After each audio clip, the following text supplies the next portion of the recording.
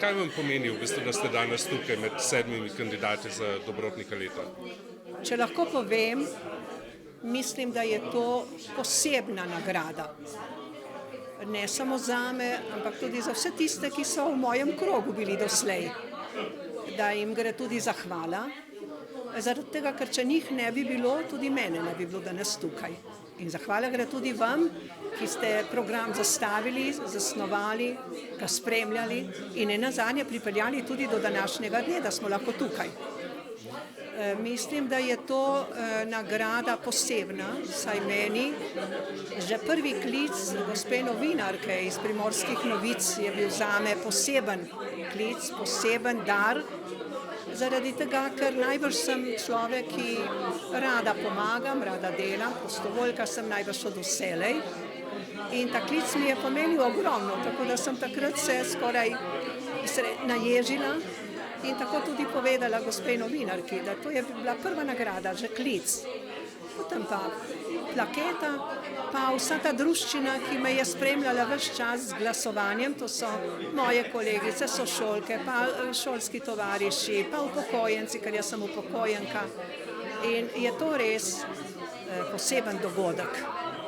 Ko pa smo prešli širše, torej na državno površino, pa se mi zdi, da je to pa še bolj. Sem prav vesela, da sem nekatere že spoznala in upam, ne samo po sliki, po časopisju, ampak tudi bom danes še z njimi kaj poklepetala. Tako da bo to tudi ena izkušnja, posebna. Ena izmed vaših prostovoljskih dejavnosti je, da pomagate otrokom pri učenju. Kako je potem, ko enkrat v bistvu, ko vidite rezultat dela, da ste nekomu res pomagali čez kakšen mesec, da gre temu otroku boljše, učencu? Torej, jaz sem upokojena učiteljica. Že ko sem se odločala za učiteljski poklic, se mi zdi, da sem z veseljem videla samo sebe kot učiteljico, ne pa nekje drugje. In to mi je uspelo. Zaposlila sem se tudi na šoli, kjer sem končala 8-letko. In sedaj, ko sem upokojena, tudi rada pomagam, če me nekdo najde, pa me najdejo. Tako da zdaj že 6. leto pomagam fantku, ki je v 6. razredu, pa tudi njegovemu bratcu.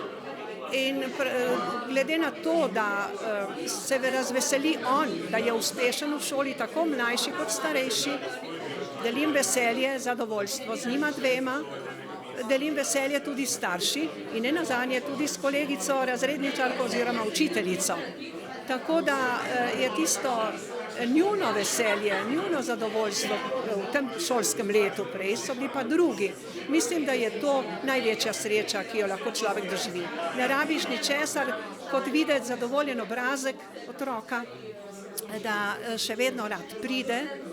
Ponavadi se moja jedilnica spremeni v majhno učilnico, in če vidim, da so otroci zadovoljni oziroma učenci, potem sem zadovoljna tudi jaz in delim zadovoljstvo z vsemi. Veliko časa pa namenite tudi starejšim, ne? No, sem pa upokojenka in ko sem pred 17 leti dobila klic z društva upokojencev, klical me je nekdanji direktor oziroma predsednik, me povabil in tudi povedal, da namerava društvo odpreti posebno dejavnost, to je program Starejši za starejše. Glede na to, da sem bila upokojena že, sem se odločila in sem koordinatorka še danes, 17 let. Obiskujemo starejše od 69 let na našem terenu, na Bistriškem, ki je zelo razpotegnjena občina, ampak nas je skupina 20 prostovoljcev, ki jim gre tudi velika zahvala, da sem jaz danes tu, ker to je išlo tudi iz tega programa. In mislim, da je to velika sreča, obiščeš nekoga, se z njim pogovoriš. Tudi v času covida smo preko telefona kontaktirali, pa tudi opravili kakšen prevoz zdravil, hrane ali kakšnih potrebnih reči. In zelo lepo je, če te človek lepo sprejme. Včasih je dovolj lepa beseda, kratek pogovor, stisk roke, morda tudi nasmešek, sem prej rekla, ki nas nič ne stane, polepša pa tisti trenutek, morda dan, včasih pa lahko tudi del življenja. Tako da mislim, da je to pa posebno poslanstvo, da se prilagodimo starejšim, pa prisluhnemo njihovim potrebam, težavam. To zabeležimo, vse gre preko ZDUS-a, tako da se mi zdi, da je projekt vsaj na našem področju, na naši lokaciji, kar lepo utečen. Smo skoraj iste osebe, z enimi menjavami, od vsega začetka in letos nas je 20 obiskovalo ljudi. Ni lepšega, kot če recimo obiščeš nekoga, pa ti reče, saj lahko pridete še popoldne ali pa jutri, kadar je prilika. To se pravi, da je bil zadovoljen in je spet zadovoljstvo malo drugače povedano.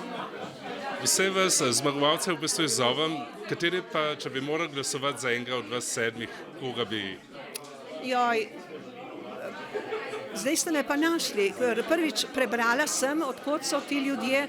Mislim, jaz glede na to, da sem imela vedno mladino pred sabo in da na mladih svet stoji, verjetno bi poiskala kakšnega od mlajših, kot sem jaz.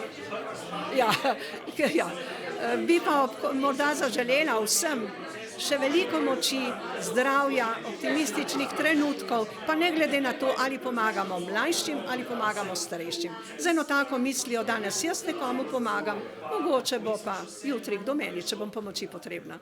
Ima pa tudi skupino pohodnic, tako da tudi z njimi letos smo bile same ženske, 24, obiskujemo naše gričke in te vzpetine in lokacijo na domačem terenu. Tudi nam je prijetno, ne samo zato, da hodimo skupaj, se podružimo, pa tudi kaj raziščemo, tudi v zvezi z naravo, kakšna gradišča in kaj podobnega.